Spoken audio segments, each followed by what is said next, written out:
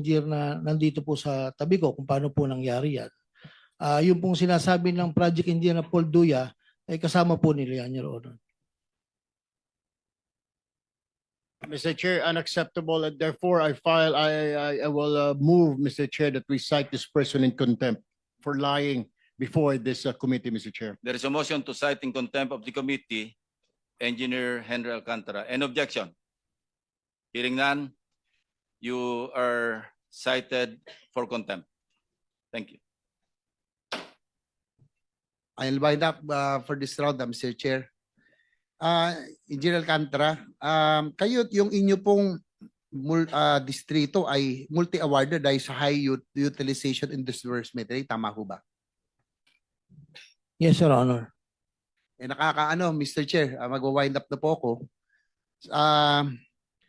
Doon daw pa kasi, kahit na halimbawa, 30% pa lang ang progress billing ng contractor, ay 40 to 50% na raw ang sinasabi, ang nakukuha nilang cheque.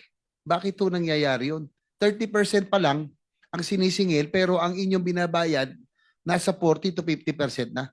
O doon sa statement of work accomplished na pinipirmahan po ng tao ko, kung ano po ang accomplishment na nasa field, sila po